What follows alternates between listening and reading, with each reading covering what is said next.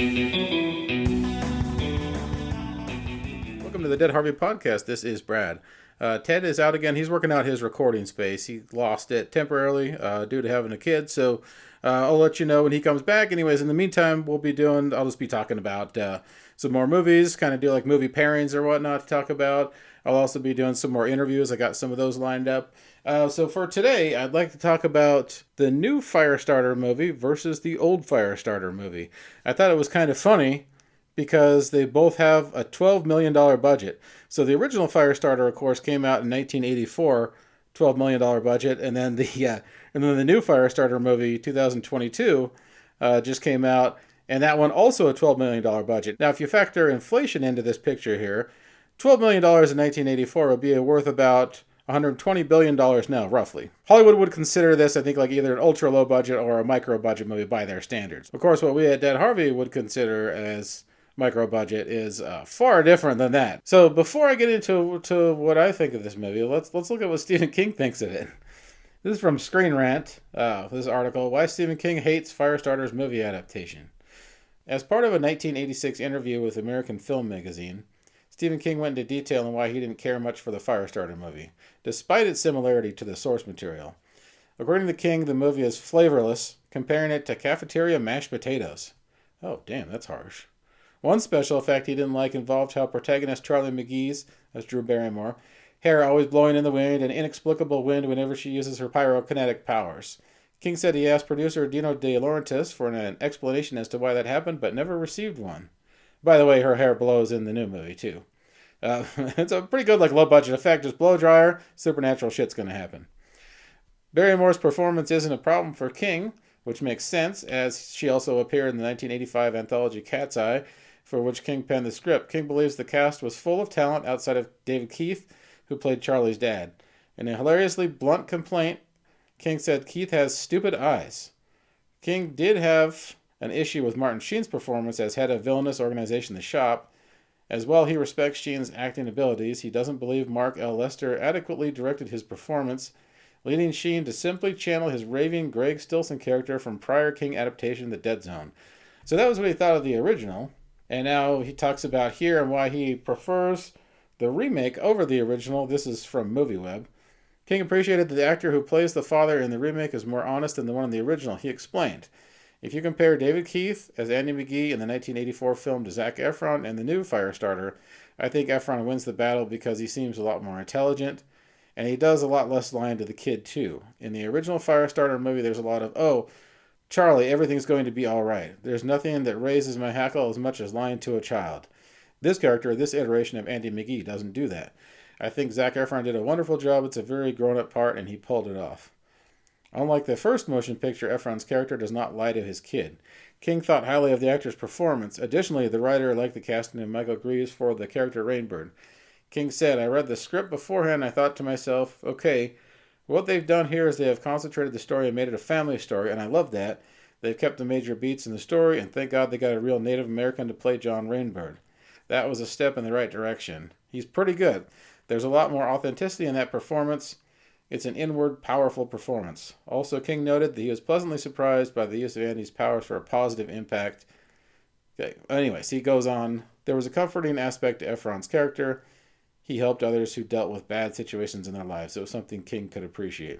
That's what Stephen King thinks of the remake compared to the original 1984 version. So I watched these again. I had seen the original Firestarter, the original 1984 Firestarter, a long time ago. There was a period of time where I was just reading tons of Stephen King books. There was a couple years there where I just consumed as many Stephen King books as I could. And Firestarter was one of those. I really dig a lot of his early books, like Cujo, Christine, Firestarter, Tommyknockers, all that stuff that came out in the early period of Stephen King's writing when you read about when he was like super high when he was writing all this stuff, drinking like 24-ounce cans of Miller Lite or Bud Light or whatever he was drinking, and then doing cocaine on top of it. And some of these movies you can tell, or some of the books especially, like he gets into these really bizarre tangents. And I remember reading where he talks about how he would like get up and read stuff that he had written the night before and doesn't even remember it. So there was definitely like a part of his subconscious that he was tapping into in his early days. That now he still has like this massive amount of creativity, but it was just like you get a different feel from the early books than you do from the later ones. So, anyways, the first thing I noticed as a difference between the 84 and the 2002 version is the 84 version starts out with like this weird kind of saxophony, like Cinemax kind of music, which is strange to have like Cinemax or like we used to call Skinemax movies. It's weird to have that kind of music in a movie like Firestarter, where basically like it's all about people just getting burned alive. Aside from that bizarre music choice, the music in the 2022 version, it's a John Carpenter score, and well, I don't think it's one of his best scores. It's definitely pretty cool. I mean, the John Carpenter score definitely elevates the movie. Both like the original and the remake didn't necessarily have a lot of flair or charisma or personality, but the first one had more, in my opinion, anyways. To me, it's kind of interesting when you watch these both back to back. They're very close in story wise, pretty much follow the same plot, except to me, the main difference was the new version shows less than the old version does.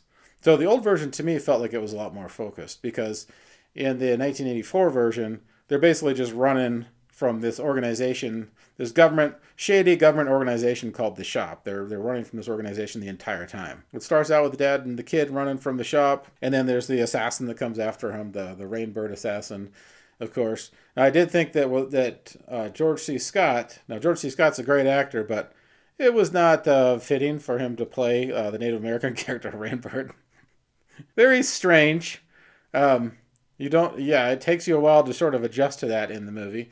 So they have a Native American actor playing Rainbird in the new movie. He doesn't, I mean, he does a pretty good job, but he's sort of like stoic, does not have a lot of personality. He's just kind of like a one note sort of killing machine. In the 84 version, his character was more interesting, and the relationship like with Drew Barrymore in the movie, because the George C. Scott character has this whole plot about how he's going to get on the kid's good side, how he's going to manipulate her, and then eventually he's going to, when the moment is right, he's going to kill her. He's going to look into her eyes as he kills her, and then he thinks it's going to transfer her power over to him in the afterlife. So he'll take her supernatural power with him into the afterlife. I think that was much more interesting than what they did with the Rainbird character in the new version, where it was just sort of like a generic assassin. No, I agree with King on this as well too, that they didn't like necessarily write Martin Sheen's character to be all that compelling, but Martin Sheen has a lot more screen presence as well too. So he's doing sort of like the generic bad guy part. There's not a lot of different levels to him, but he has much more impact on screen than Gloria Rubin when they did the gender swap when she took over for his character, because her character is just sort of very bland. I mean, Sheen's character was a little bland as well too, but it still had more pizzazz than hers. Hers was just sort of like a fairly lifeless, forgettable villain, which is a shame because they could have amped up her part. And the original version actually has a pretty cool flashback scene onto when they got tested. So when they did this test for all these college students, and you have David Keith, and then he meets Heather Locklear there. I mean, how lucky is that? You go to a place to get studied, become like a guinea pig. Hi, I'm here for my job for you to probe me as a guinea pig, and then you're both thinking like, I'm fairly desperate here if I'm in this situation. But then you look over and you meet Heather Locklear, and so I mean, like, how could that not work out well for you? In the 80s, when that movie came out, there was basically, when I was growing up in the 80s, there was basically two Heathers. There was Heather Locklear and there was Heather Thomas. And those and those two Heathers are probably one of the main reasons that a lot of people think of Heathers nowadays. And just automatic, like if you're a lady named Heather, somebody's pretty much automatically going to think that you're hot because the residual after effect of the hotness from Heather Thomas and Heather Locklear resounding in people's minds. So just automatically associate the name Heather with hotness because it doesn't get much hotter than Heather Locklear. And so the scenes are very like sort of familiar about why the problems that the kid has with the parents trying to sort of like control the kid's powers, and the kid not knowing what to do with them, and then burning the mom's hands. In the new version, there's a lot more, like they show the kid at school and everything, and they show like how the kid's being bullied. And there's all this sort of extraneous stuff about how the kid deals with the outside world when they're moving around, and they have to like hide when they're on the lam, and they sort of have to kind of stay off the grid, not use cell phones or Wi-Fi or anything else like that. kid's pretty much like raised in a bubble. Anyways, it shows these outside like agitations and people antagonizing her. The 1984 movie doesn't do that. The 1984 movie specifically just focuses on the dad and the kid running from the government agency, the shop, and just trying to survive and trying to make it. And I thought that was much more.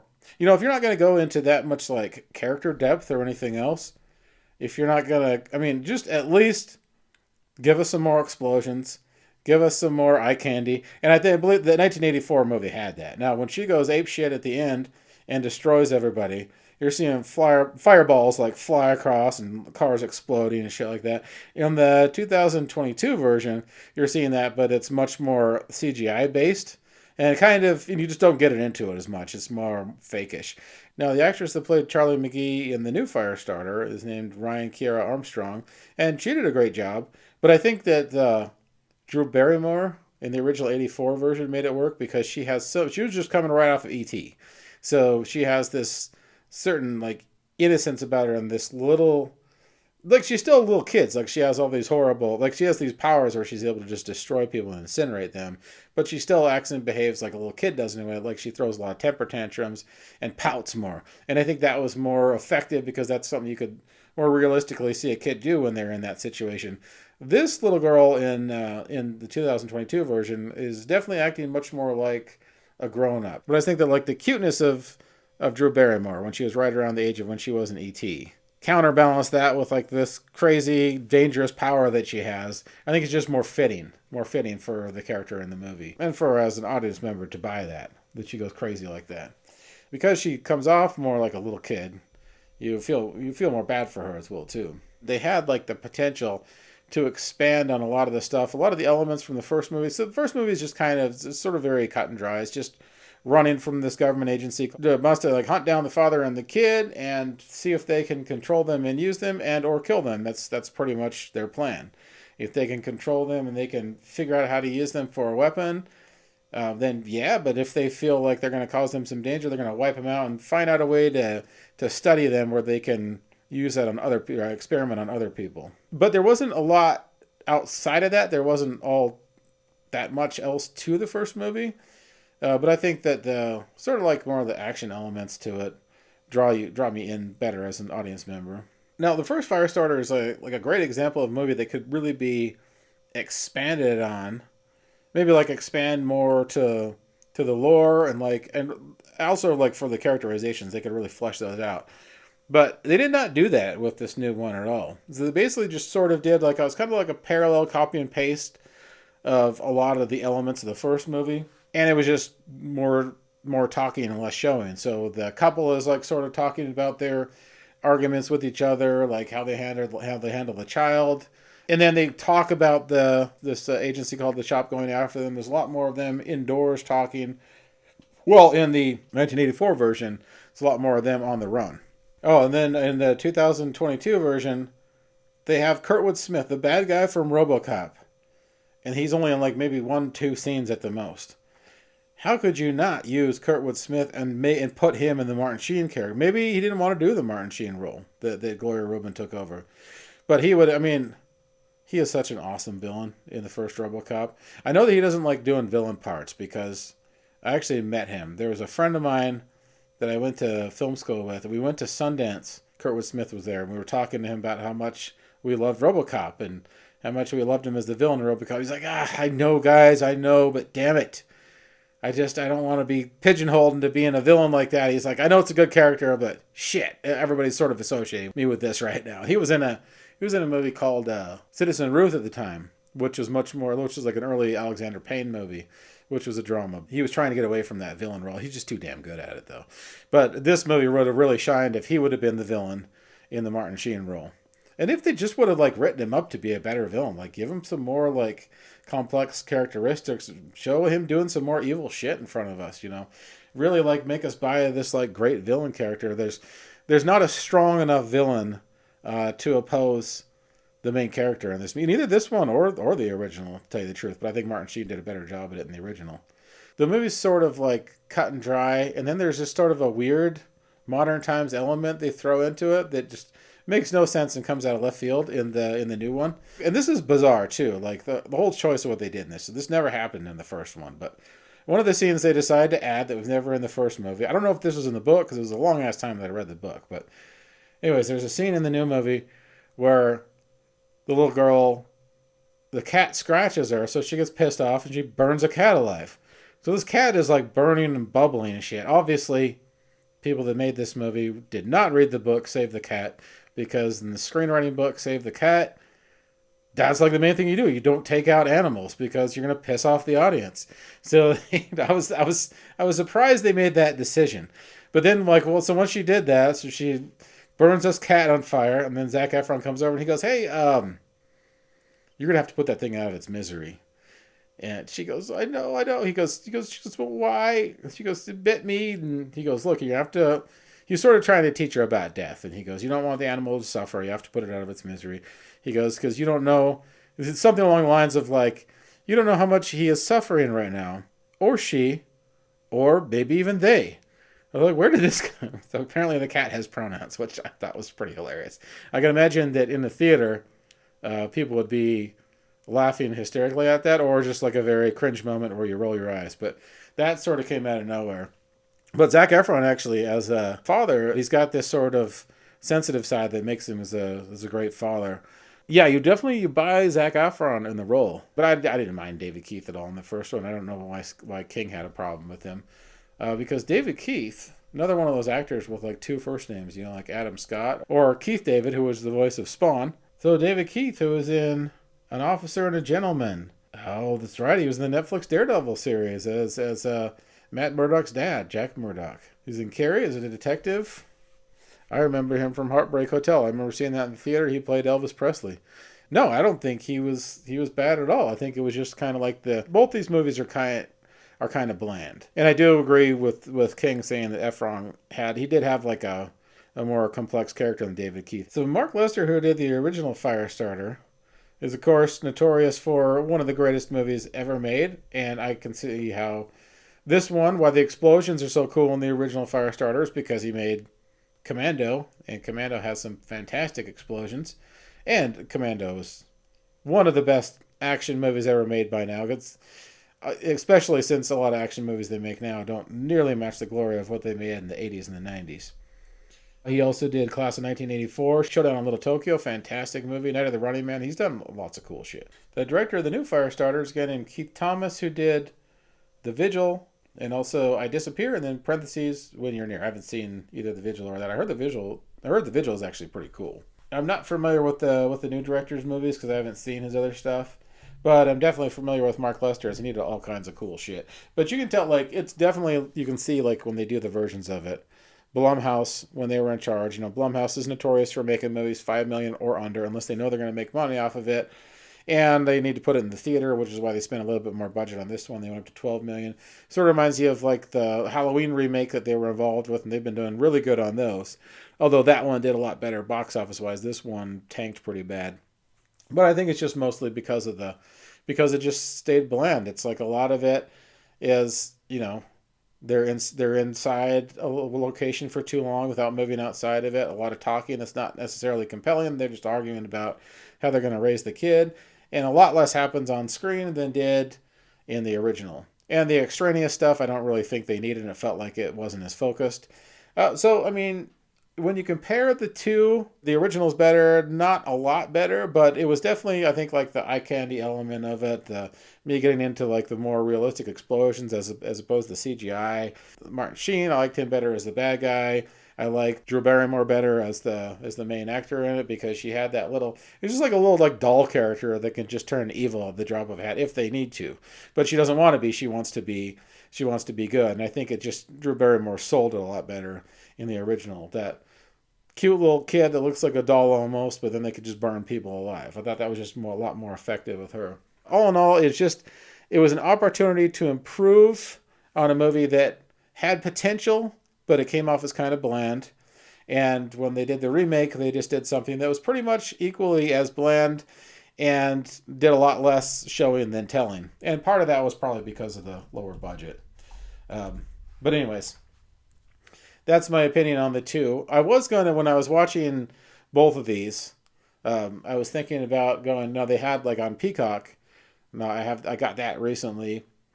And on Peacock, they have Firestarter 2, Rekindled, which is basically Charlie's character when she grows up and she's in college. But after I just watched these two, I was like, I don't really think I'm in the mood to watch this one. All in all, if it's a cheap matinee, you can go check it out, or I would just wait for it to come on streaming. But you're not going to see anything all that much different or better than the first one. So I think this one was just kind of unfortunately a watch. But I wish I had better news on this front, but unfortunately, no. So that's it for this week. Thank you so much for listening. I hope I saved you some money at the theater. But if you want to check it out, definitely still go check it out. Or if you get it or if you have it on Peacock, it's only like $5 a month, so you can check it out there. Okay, so that's it for now. This is Brad signing off for this week, and we'll see you next time on the Dead Harvey podcast.